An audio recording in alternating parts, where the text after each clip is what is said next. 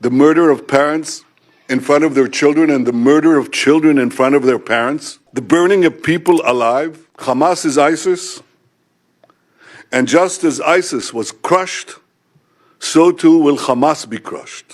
ये कह रहा है जैसे दाइश है इस्लामिक स्टेट, दुनिया ने इस्लामिक स्टेट को निपटा दिया, वैसे ही इजराइल जो है हमास को निपटा देगा. Hamas will cease to exist. फलस्तीनी मुसलमानों पे जो गोलियां बरसाई जा रही हैं उसको सुअर के चर्बी में रख के फिर वो गोलियां जो है वो बंदूक में इस्तेमाल की जाती हैं, मुसलमानों पे जो है वो बरसाई जाती है. पूरी यूरोप की सपोर्ट मिल रही है इजराइल को और वो इस वक्त शदीद बमबारी करके बच्चों खवातीन तक को शहीद कर रहा है और हम करारदादें पेश करते नजर आ रहे हैं.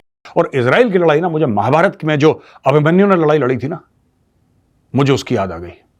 उतनी बहादुरी से जैसे अभिमन्यु लड़ा था. फास्फोरस बमों से इजराइल के दहशतगर्द और सेहूनी फौजियों ने गजा पर बहुत बड़ा हमला कर दिया है. जो बम इस्तेमाल किए गए हैं, फास्फोरस बम सबसे पहले वियतनाम में इस्तेमाल किए गए थे. इस वक्त जो है फलस्तीनियों की 5वीं 6ठी नस्ल जो है वो इस जंग का सामना कर रही है, तबाही और बर्बादी का सामना कर रही है. कतर ने कहा है जनाब कि अगर आप लोगों ने इसराइल पर, मुसलमानों पे गोलियां चलाना बंद ना की, आपने अगर मजालिम बंद ना किए, तो पूरी दुनिया को गैस की सप्लाई रोक दी जाएगी. इतना बड़ा अरब लीग, इतनी बड़ी OIC, मुस्लिम ममालिक और सिचुएशन सामने, क्यों? क्या करें?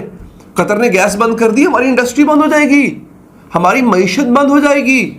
अब हम क्या करें?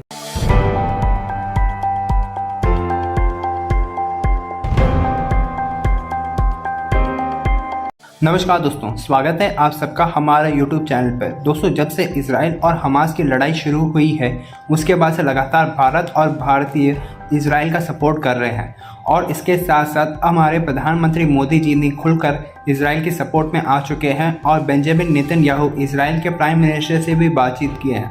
तो दोस्तों, एक वीडियो अब वायरल हो रही है जिसमें भारतीय लोग इजरायली झंडा को लेकर के श्री राम भगवान के भजन गा रहे हैं और राम जी से कह रहे हैं कि इस लड़ाई में इजराइल की जीत हो, क्योंकि इस लड़ाई में इजराइल टेररिस्ट लोगों को खिलाफ लड़ रहा है.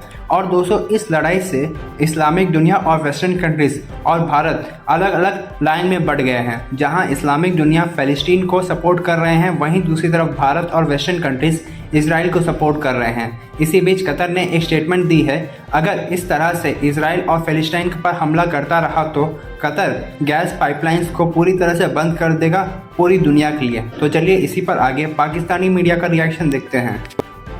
इजराइल ने बोला है कि हमास को हम दुनिया से नस्ते नाबूद कर देंगे, खत्म कर देंगे.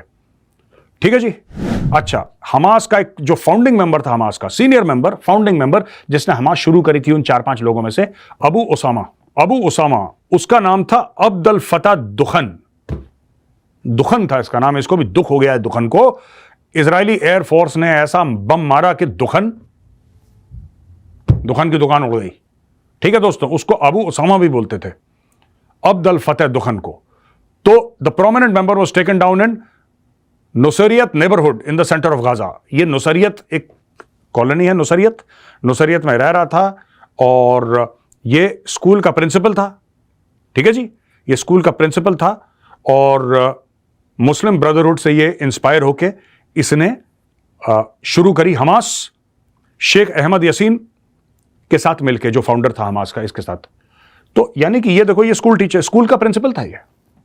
यानी कि देखो, Osama bin Laden engineer, Zawahiri doctor, ये सारे पढ़े लिखे हैं, ये स्कूल का प्रिंसिपल है और ये आतंकवादी बन गया स्कूल का प्रिंसिपल. अब सोचो आप, यानी कि एजुकेशन इसका इलाज नहीं है, ये खून में चीजें होती हैं भाई, ये DNA का पार्ट है. आप PhD कर लें, आप डबल ट्रिपल PhD कर लें, जब आपके दिल में ये है कि मुझे छाती से 25 किलो RDX लगा के बटन दबाना है और 72 उरे मुझे चाहिए, तो चाहिए. फिर आपको आपको नोबेल प्राइज मिला हो, आप न्यूक्लियर साइंटिस्ट हो, आप न्यूरोसर्जन हो, आप कोई भी हो यार, जब आपके दिल में जिहाद है, जब आपको फटना ही फटना है एक दिन, जब आप चाहते हैं कि मेरा फ्यूचर ऐसा ही हो कि मैं जाके बटन दबाऊं और मैं फट जाऊं, तो भाई फिर तो यही पैदा होंगे सब, और वही पैदा हो रहे हैं वहां पे. ये सब चाहते हैं कि ये जब 2 स्टेट सोल्यूशन है ना, जो जिसके बारे में पुतिन ने भी बात करी, दुनिया भर बात कर रही है, 2 स्टेट सोल्यूशन, पैलेस्टीन अपनी जगह रहे और इजराइल अपनी जगह रहे और अमन शांति से रहे. ये चाहते ही नहीं इस्लामिक देश 2 स्टेट सोल्यूशन. मैं आपको बता रहा हूं, ये सब झूठ है. इनकी जो स्ट्रीट है, इन्होंने कोई कागज कोई भी साइन करा हो किसी ने, ठीक है, लेकिन जो इनकी स्ट्रीट है, जो आम सड़क पे चलता बंदा है, वो चाहता ही नहीं इसराइल को यार कि इसराइल रहे। मैं आपको बता रहा हूं, आप पाकिस्तान चले जाओ, दूर क्यों जाना, इतना बगल में पाकिस्तान है, पाकिस्तानियों से पूछ लो। वो नहीं चाहते टू स्टेट सोल्यूशन, वो नहीं चाहते। वो वहां पे जहां पे इजराइल है वहां पे चाहते हैं कि वहां पे पूरा पैलेस्टीनियंस का कब्जा हो और यहूदियों को मार के फेंक दो समुद्र के अंदर। हमास यही कहता है। इजराइल ने तो बोला था, इजराइल ने ऑफर करा था कि टू स्टेट सोल्यूशन करते हैं, जमीन का लेन देन करके खत्म करते हैं, तुम अपने खुशी रहो, हम इधर खुश रहते हैं, अपना कहानी खत्म। हमास ने माना, नहीं माना, हमास ने सबोटाज कर दिया, ईरान ने सबोटाज कर दिया भाई, हिजबुल्लाह ने सबोटाज कर दिया, सीरिया अटैक कर रहा है वहां से। ये क्यों हो रहा है, ये हो क्यों रहा है? आप ये समझो ना कि ये चक्कर क्या है पूरा। ये चक्कर ये है कि टू स्टेट सोल्यूशन क्या है, ठीक है, कि पहली जो हमारी बाउंड्रीज थी वहां पे चले जाएंगे। अब लोग कहते हैं इजराइल ने फिलिस्तीन का एरिया घेर लिया, वो तो घेरेगा ही। अरे बेवकूफ के बच्चों, तुमने अटैक क्यों करा उसके ऊपर, तुमने हमला क्यों करा इजराइल के ऊपर? इजराइल बना था, वो तो यूएन चार्टर के तहत बना था, यूनाइटेड नेशंस में सब देशों ने वोटिंग करी, पूरी दुनिया ने डिसाइड करा कि ये जो एरिया है एक जमाने में इजराइल था, यहां पे इजराइल दोबारा गठित होगा, यहां पे बनेगा इजराइल। इजराइल बन गया, और जैसे ही इजराइल बना 1-2 महीने के अंदर उसके ऊपर अटैक करना अरबों ने शुरू कर दिया, क्योंकि डे वन से अरब नहीं चाहते थे। डे वन से ये लोग, जो आसपास की इस्लामिक पॉपुलेशन थी, नहीं चाहती थी वहां पे ये हो। इनकी तब से लड़ाई चल रही है, डे वन से इनकी लड़ाई चल रही है, और इनकी रोज ठाठा होती थी।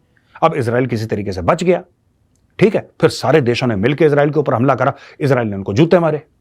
ये भी इतिहास है, 1967 में भर भर के जूते मारे इजराइल ने, भिगा भिगा के चप्पल मारी उनको, जलील करा, बेइज्जत करा, हरा दिया, उनकी जमीन घेर ली।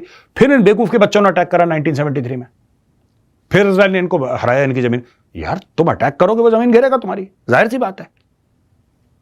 जब लड़ाई होती है, अगर तुम जमीन के लिए लड़ रहे हो, तुमने क्यों इजराइल के ऊपर अटैक करा? क्योंकि तुम्हें इजराइल की जमीन चाहिए, इसलिए अटैक करा, ठीक है। पैलेस्टीनियंस ने ये कहा है, पैलेस्टीनियंस ने, कि वी आर नॉट हमास, हम हमास नहीं है। मैं देख रही थी कि जो बमबारी हुई है, जिसमें मतलब गजा का तो बुरा ही हाल ना, मतलब मिट गया वो गजा तो, क्योंकि वो जितना कितने किलोमीटर पर वो एरिया है वहीं पर रहते हैं वो, वहाँ से एक ही रास्ता है जाने के लिए, वहाँ पर भी बमबारी हो रही है। उनके जो घर हैं वो मस्मार हो गए हैं। कह रहे हैं कि 70-80% से ज़्यादा जो पूरा वो जो है वो एरिया ही जहाँ पर घर और सारा हुआ करता था, फ्लैट हो गया, सारे रेजिडेंशियल एरियाज़ ख़त्म हो गए, मतलब बेहालों हाल है। ऐसे में जबकि वो लाशें उठा रहे हैं अपने बच्चों की और लोगों की, तो उसमें एक जो डॉक्टर्स हैं वो जो काम करते हैं वहाँ पर, उनका ये कहना था कि वी आर नॉट हमास, हम तो हमास नहीं हैं, हम पे क्यों इस तरह कर रहे हो। अब ये एक बहुत बड़ी हकीकत है।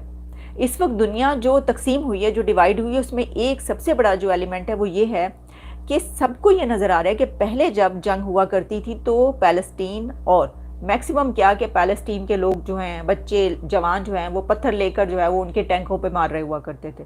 ऐसी तस्वीरें आज तक आई हैं ना, या फिर ये कि उनकी तरफ से बमबारी होती थी या इनकी तरफ से कुछ ऐसा होता था, तो वो दोनों चल रहे होते थे, तस्वीरें और फुटेजेस, और हम उसको कंडेम कर रहे होते थे कि देखिए जो इजराइल है उसने बमबारी कर दी। लेकिन जो बर्बरियत आमेज़ हमला बॉर्डर क्रॉस करके किसी मुल्क के अंदर दाखिल होकर वहाँ के औरतों को और मर्दों को सबको पकड़ के जो हाल वहाँ पे किया गया है हमास की तरफ से, इस एक हमले के बाद जो लोग फ़लस्तीन के साथ खड़े होते थे वो भी अब उसके साथ खड़े नहीं हो पा रहे, क्योंकि वो ये कहते हैं कि पहले इसको कंडेम करो, ये जायज़ नहीं है। हमास ने क्या कर दिया, वैसी ही जंग हो रही होती तो हम फ़लस्तीन के साथ खड़े होते।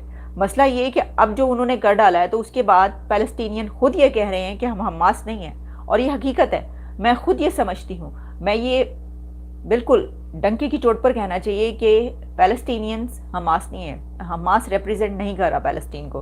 हमास ने जो किया, उसने हाथ पांव बांध के फ़लस्तीनियों को फेंक दिया है, छोड़ दिया आगे इजराइल के।